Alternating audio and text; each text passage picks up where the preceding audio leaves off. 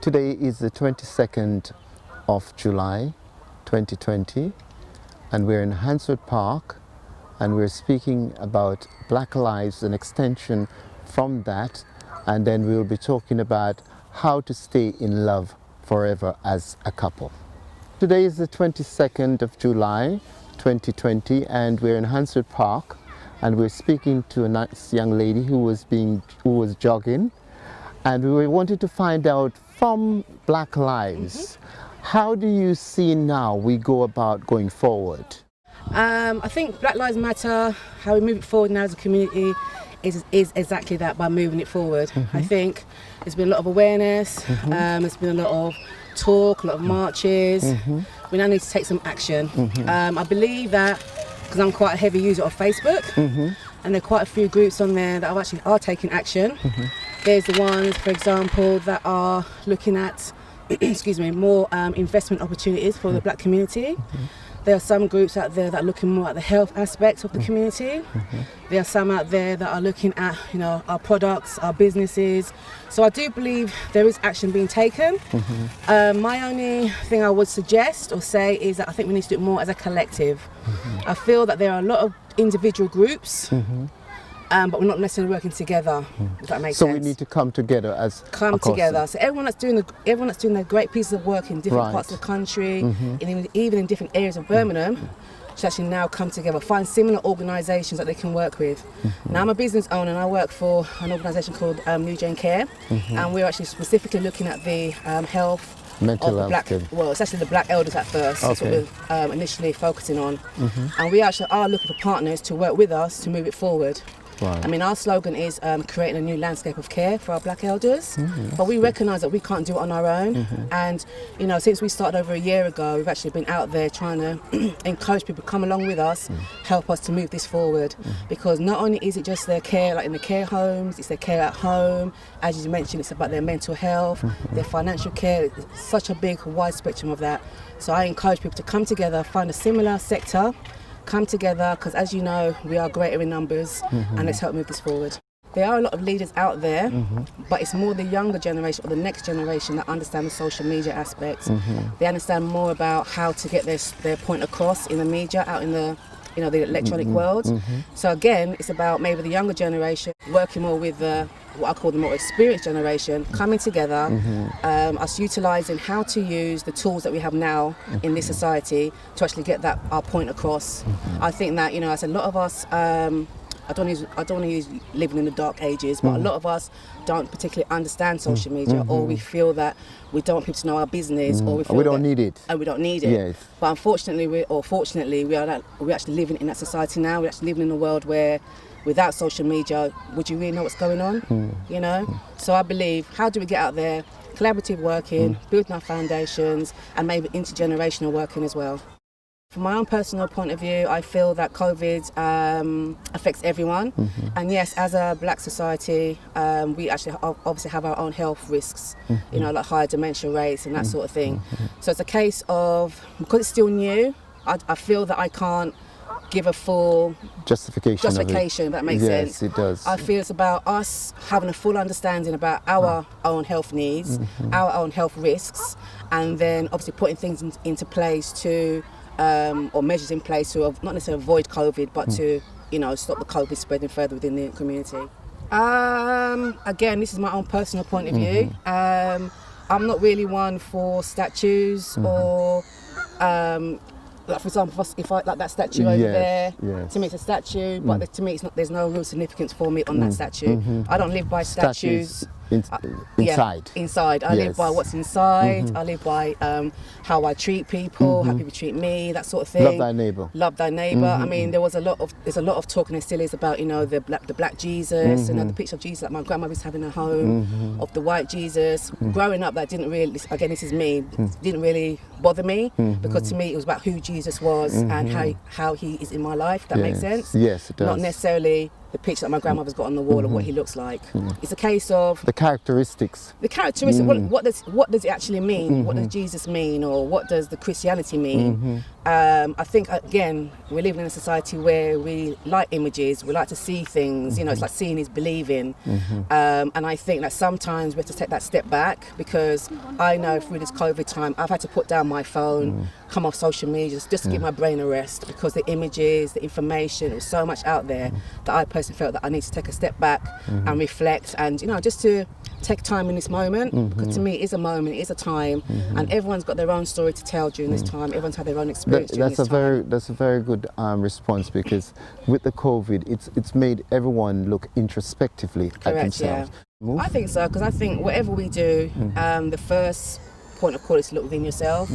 Change to me can't happen unless you look within yourself. So, for example, I want world peace, but if the powers that be, don't look within themselves, yes, I want world peace, it's not going to happen. So if everyone wants to take a time and look within themselves to reflect, how can I be a better person? How can I work on myself and that sort of thing, to build ourselves up, to build our strength, to build our knowledge, then I believe, no, we can't make a change. So I do believe, yes, it comes from within. Again, it's the visual thing, isn't it? Because it's nothing new that's been happening in the States, in America. But because of the timing, because of what we're going through, I think people sat up and take more notice, because you're always seeing things coming through the press, Yes, it's upsetting. Yes, what can I do about it?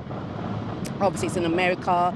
So, I sometimes say, thank goodness I'm not in America, But I think that, again, we're in a society where if that person didn't have their phone and actually showed it, would we really have been so hyped up about it? But don't you think that it's been happening in England here as well? Take, for example, the riots that's occurred before, and a lot of black men have been arrested and things done to them that we don't even know about. It's only now a lot of it is coming up. They now have something to answer to, because maybe a lot of people that it was lumbered, i.e. in jail, or certain things done to them, their life destroyed. And how do we go about letting the government know that we're not ceasing to stop with this hysteria? This must go on. We must continue to fight for what is right and what is justice. I think we're just carrying on doing what we're doing. Just keep it moving. Don't see it as it was for a time. It's about now we've actually had that more thorough awareness of Black Lives Matters. Obviously, it's always matter, but now is the time where it's predominantly more in the press. I think that we should just keep it moving. So. I was going to use a Jamaican slang. Yeah. Well, it's good. I've just seen on your T-shirt, God Gifts. Yes. Yeah. So I think we'll end from a humanitarian point of view and to say that love conquers all. Love conquers all. God Gifts is really I'm a youth director at my local church. I work with young people. Right. So again, it's about instilling things in the younger generation so they can move it forward. So that's what we're here for, really. Thank you very much. Thank you. Thank you. So we're in Handsworth Park, and we've got this beautiful young lady here who's been here quite some time and would like to give us a history of what's happening to black people and from when she first came into this country, how things have not improved, and how would you like to see things improve? I would like to see things improve, but they're not improving because a lot of us don't know where we are going or where we're coming from. How difficult was it for you when you came here? No, not very bad. It wasn't very bad, not for me. You came during Windrush time? Because my dad and my mother and father came here in the 1960s. And they were saying how cold, and they couldn't get a place to rent because they couldn't rent. That is definitely true, right? Because if you wanted a room, if you don't go to Indian place, that's the only way you can get a room. Nobody else would have you? No. Them days was hard days because you had to work, save some, and send some back to your country. For the young ones that are growing up. And when you see that you've done all of that and they come here now, and as you said, they've got no manners, do you see black people on a whole, are they moving forward? Are they not? They're moving behind? They're still moving behind. even with their modern technology that they have, I think they're not. They're not going no further. They're talking about the illness in the news, what would say people should isolate. Do you think that people really should isolate themselves? Do you think it's true? Why should they? Because everyone was born to socialize and mix together. And Yeah. But this corona business that they got knocking about the place, I'd like to know which place it come from. I would like to know which place it come from. Is it coming from upstairs? Is it around? You don't know. It's a mystery.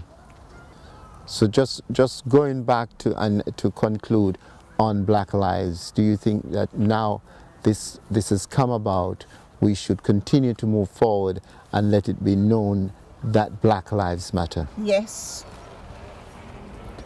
Yes? Yes. Thank you very much.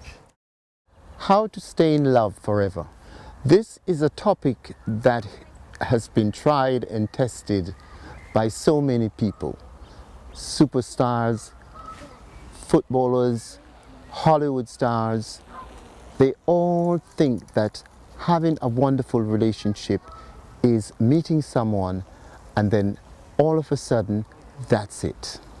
It is very far from the truth. When you first met someone, you've got to know what you're looking for.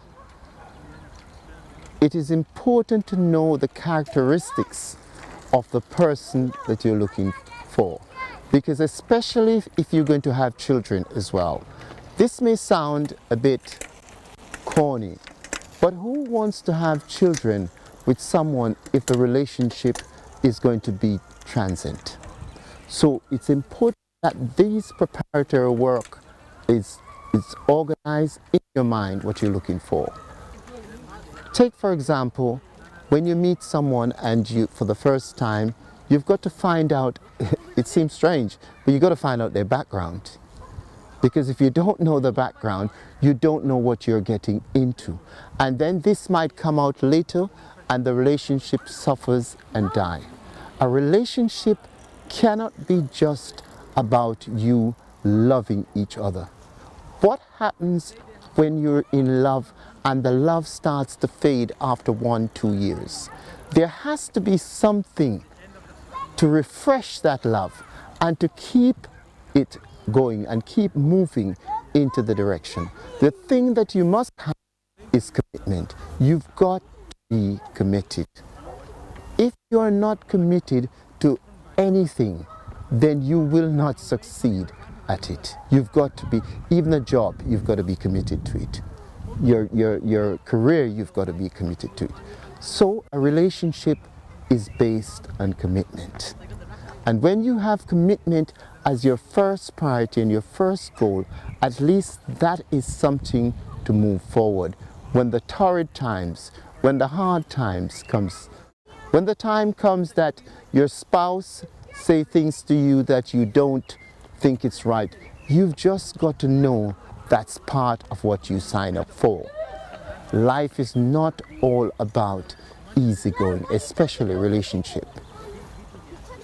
I, for one, like to think that flowers played a great part in any relationship.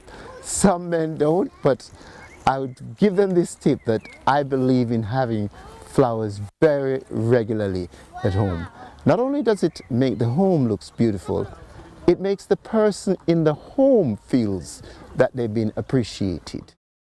We spoke about commitment in a relationship as the number one factor.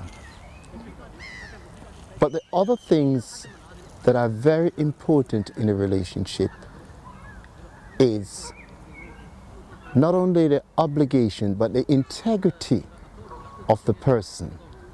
Integrity means their moral, their social standing. How do they react when things get tough? You have to look at the integrity, the strength of the person. For example, no one likes when someone is concealing anything in a relationship. That is the easiest way to spoil a relationship by not being honest, open, transparent. If one partner is open and transparent and the other isn't, there's going to be an unbalance. There's no way that relationship is going to go forward. And lots of people think that money is our finance is the thing that's going to polish everything and makes everything go right. That is so far from the truth, because if it was, so many marriages wouldn't be breaking down in Hollywood, in where all the money, all the glitz are. They are the marriages break down there the most. So money is not why people are happy and stay together. Happiness. How does one get happiness in a relationship? Happiness is not something you look for immediately.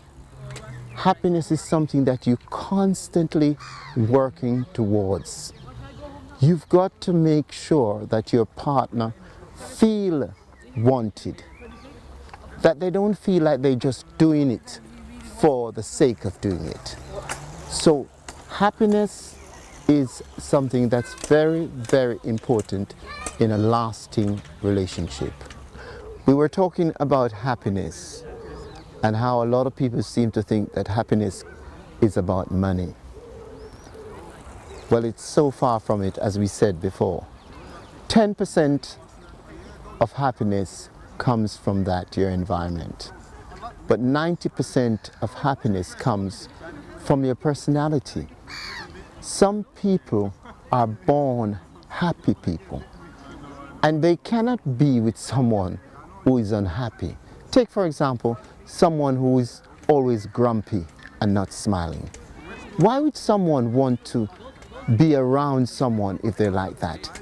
That would only depress them and make them unhappy. You've got to be with a partner who generates the same energy to bring happiness about. So happiness is about being with the right partner, with the right characteristics to move forward into that relationship. Anyone can have happiness. You have to have it within yourself to say, happiness is what I am pursuing. It is a pursuit rather than something that you just obtain.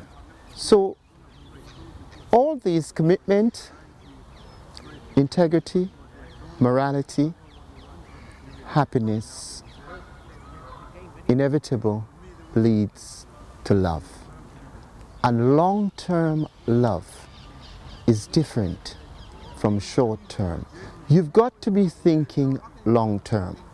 Love is not something that you just see and is attracted to. Rather, love is something that you constantly is working at to enhance daily, which brings about happiness in the end if you pursue it. Please like and subscribe, and our email address is on the screen. Any suggestion you'd like to make or anything you'd like to say. Thank you.